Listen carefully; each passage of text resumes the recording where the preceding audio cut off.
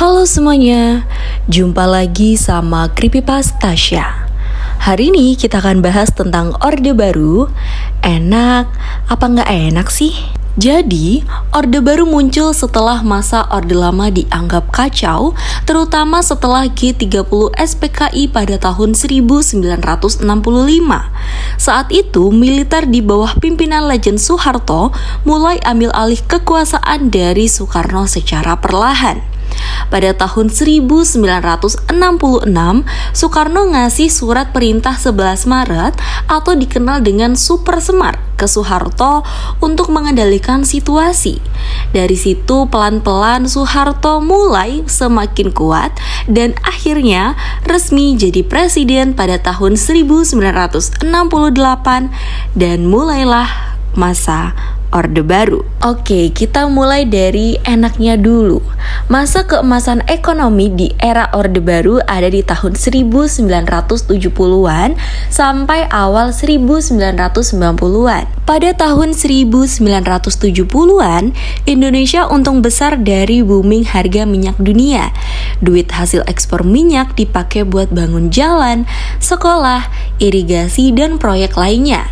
Makanya, zaman itu disebut masa pembangunan. Dan juga pemerintah mengontrol harga minyak tanah, harga beras, gula, dan kebutuhan pokok lainnya.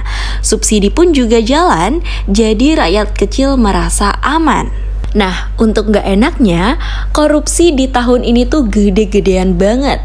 Anak-anak Soeharto dapat proyek dan bisnis super besar. Misalnya Tommy Soeharto punya banyak perusahaan di bidang mobil, properti, dan lainnya. Ini bikin sistem ekonomi jadi gak adil banget karena yang dekat kekuasaan bisa kaya raya tanpa usaha banget. Di era ini, pemerintah juga sangat otoriter. Gak ada kebebasan berpendapat, media harus nurut ke pemerintah. Kalau bandel, bisa dibredel. Mahasiswa, buruh, atau siapapun yang kritik pemerintah bisa ditangkap bahkan hilang.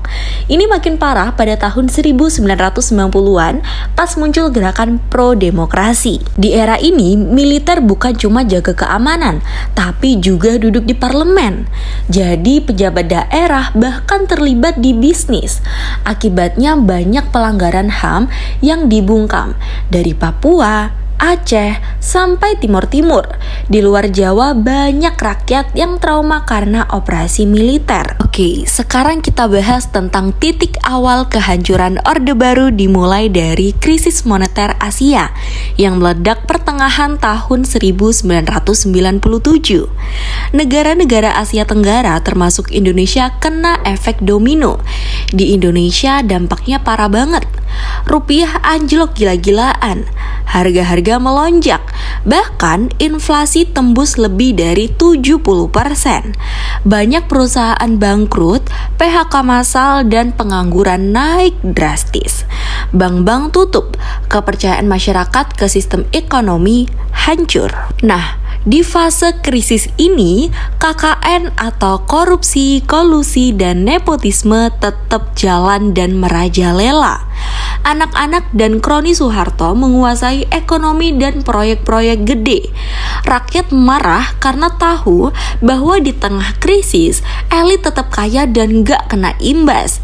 Jadi istilah KKN jadi simbol ketidakadilan rezim. Nah, mulai deh meledaknya protes rakyat. Ada gerakan mahasiswa mulai awal tahun 1998. Mahasiswa dari berbagai kampus di seluruh Indonesia turun ke jalan. Tuntutan mereka dikenal dengan reformasi, yang artinya turunkan Soeharto, hapus KKN, cabut dui fungsi ABRI, adakan pemilu yang adil dan demokratis. Demo nggak cuma di Jakarta, tapi juga di Bandung, Yogyakarta, Surabaya, Medan, Makassar, dan lain-lain. Setiap hari jumlahnya makin banyak dan makin keras. Nah, puncaknya ada di tragedi Mei 1998. Pada tanggal 12 sampai 15 Mei 1998 di Jakarta dan beberapa kota besar meledak kerusuhannya. Pemicunya adalah penembakan 4 mahasiswa Universitas Trisakti dan rakyat murka. Demo berubah jadi kerusuhan besar-besaran. Pertokoan dijarah, gedung dibakar, ratusan orang tewas, sebagian besar terjebak di gedung yang dibakar. Dan juga terjadi kekerasan seksual terhadap perempuan etnis Tionghoa. Nah, setelah makin banyak tekanan dan hampir semua pihak meminta beliau untuk mundur, akhirnya Soeharto resmi menyatakan mundur pada tanggal 21 Mei 1998 di TV nasional dan langsung menyerahkan tongkat kekuasaan kepada B.J. Habibie, wakil presiden pada saat itu. Runtuhnya Orde Baru masuk ke era reformasi. Nah, era ini tuh juga ada sisi positif dan juga negatifnya. Positifnya, demokrasi lebih terbuka, KPK dibentuk, rakyat bisa kritik pemerintah tanpa takut ditangkap. Untuk sisi negatifnya, masih banyak korupsi, bahkan yang bawah-bawah juga berani korupsi. Oligarki mulai muncul, ketimpangan sosial belum sepenuhnya teratasi, dan stabilitas politik sempat goyah. Jadi, runtuhnya Orde Baru bukan kejadian mendadak, tapi puncak dari akumulasi kesalahan sistematik, kesenjangan sosial, represi, dan krisis ekonomi.